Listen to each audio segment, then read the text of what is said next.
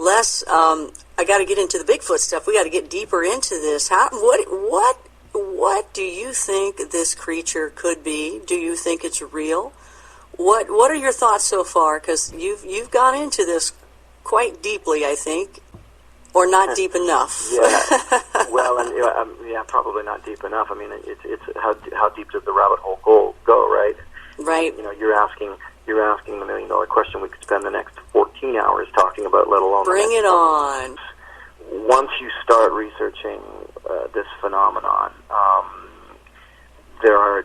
for me, there's a time where you get to a place where it's like you decide, am I going to take the red pill or the blue pill, and find out just how deep the rabbit hole actually goes. And it does seem to be a very slippery slope, and it gets very deep and very even complicated or simple, depending on how you look at it. I think it's going to be a little tangent comment in that recently, even I think a very new and very refreshing theory has come to light with a gentleman that I've actually been able to get out on the land with, Christopher Noel, and he's got a new book out called The Mind of the Sasquatch, and he's starting to draw parallels between some of the attributes and activities of Sasquatch, of what people talk about happening, seeing, feeling, experiencing, and autism.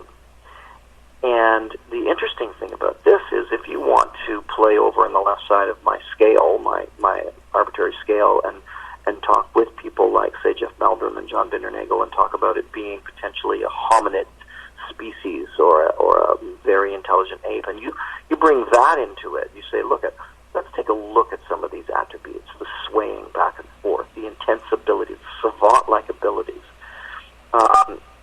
There are things that are hard to deny in terms of going, well, at least being ridiculously interesting.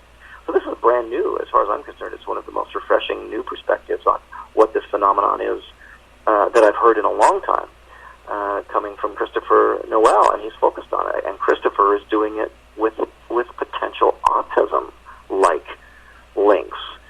Now, here's the thing. When I started doing Survivorman Bigfoot, I went at it strictly for Gigantopithecus, and thinking that this is an ancient hominid/ape type species that may still exist in pockets around the world, and has a substantial population existing in North America, is incredibly stealth-like, incredibly intelligent, and as I said, if you bring into Christopher Noel's new theory, where perhaps they're like savants, and well, what's their savant specialty?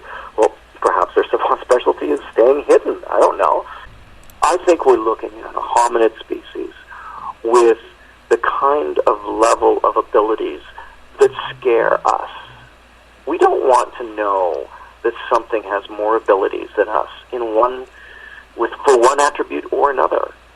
We as humans, we don't want to hear about it if it's better than us.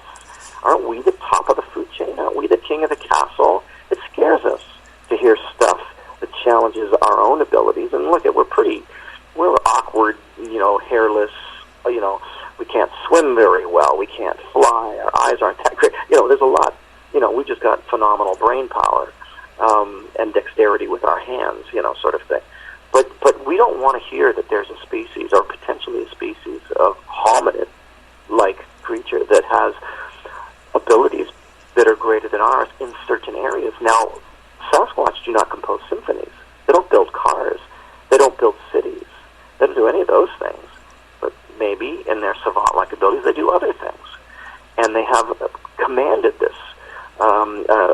Another theory postured by Christopher Noel is that perhaps they're so well aware of this fact, of how they are, that it's almost like an unspoken understanding. Don't let them see us. Don't let the humans know too much about us, because when they finally do figure us out, or if they get indisputable evidence, we're done for.